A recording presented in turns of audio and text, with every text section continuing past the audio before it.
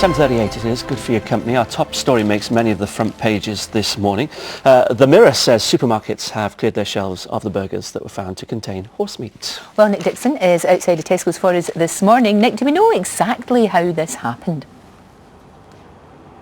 Morning to you, Lorraine. Well, for the moment, health bosses, food safety bosses in Ireland, where the test took place on the meat, they know that the meat came originally from a food processing plant, two food processing plants, one in Yorkshire and one in Ireland. What they don't know at the moment, though, is just how the horse meat ended up in these beef burgers and then, of course, on the supermarket shelves. They've launched their own investigation. There's no health risk here. They're keen to stress that, but still, this is a big problem. 27 different beef burgers were tested in the labs and analysed. Of those 27, 10 of them contained horse DNA, traces of horse DNA, and one of the burgers, a Tesco burger, was found to contain 29% of horse meat. Now, we've been talking to shoppers overnight, and here's their reaction to the possibility of having eaten horse meat. I'm not really bothered what type of meat I eat, really, so horse meat's fine. Maybe we're just a bit squeamish in Britain.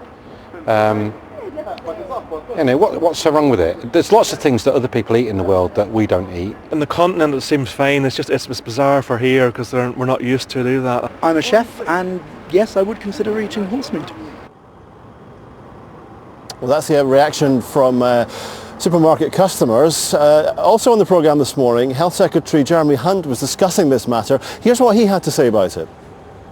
There is no health risk from this, but we are right to be very concerned. Obviously, if any food is sold which is different to what the label says, then that's a matter of very great concern. And I know that the Food Standards Agency are looking into this very, very carefully indeed. Well, this is certainly very damaging for both of the supermarkets involved, Tesco and Iceland. They've launched their own internal investigations and they really need to start reassuring customers for the moment. Okay, Nick, thank you very much indeed. How worried should we be, though? Well, nutritionist Amanda Ursell is here.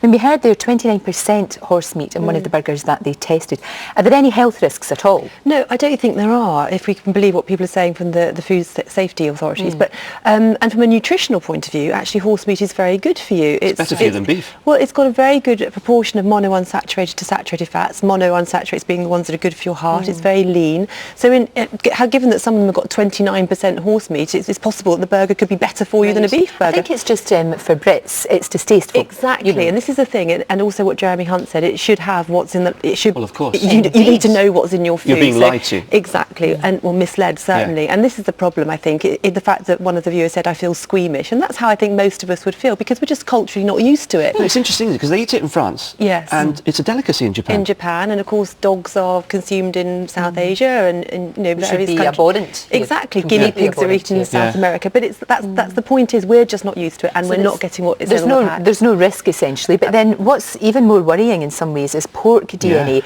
Now for religious people, if you're Jewish or Muslim in particular, that would be really, really of deep concern. I would be much more of a flap about that, absolutely, because that really is a much more serious issue. So whilst it's not a health problem, it certainly could be something that would be very offensive. Absolutely, yes, yeah. So what do you think should be done about this? Because you do wonder how it actually happened in the first place. We need to find out. Well, yes, there seems to be there's speculation that it could be a third party. So you've got the people who are actually putting the burgers together and packing them, but perhaps in Europe somewhere is where the horse meat came into the process. So who knows? They will get to the bottom of it, and you know we can't throw stones until we know what the situation is. Do you not think though what it does is you sort of think to yourself, well, what else? Yes, are exactly. They putting in there? We found this, but I mean, what else is going on? Because this was only a small sample that they tested, I believe. Yes. So you kind of it just shakes your faith a bit. It does, and that's what the supermarkets will be worried about. That ultimately they're going to be having to do a big job to sort of build up. And if you've got these beef burgers in your freezer, if you don't mind whether you eat them, it's not going to harm you. That's what you're saying. It's not. Massive response to this.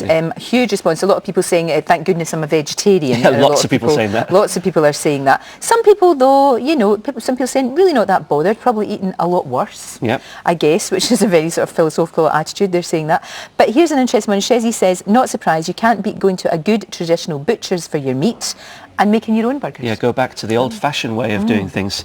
We've had quite a few funny ones as well. Thanks for those this morning. Brogan says, when we said we were so hungry we could eat horse, we didn't actually mean it. And Peter Leonard, to paraphrase Frankie Howard, he says, nay, nay, and thrice nay. It is a worry though, because you just don't know absolutely. what's in, we need to know what's in our food, don't we, Amanda? You need Bottom to be line confident. is we need to know what's on the packet is actually what we're going to be eating. Especially when you're feeding your kids, you want to know what you're actually Yeah. giving them. Thank you very much. Yeah, nice to see you.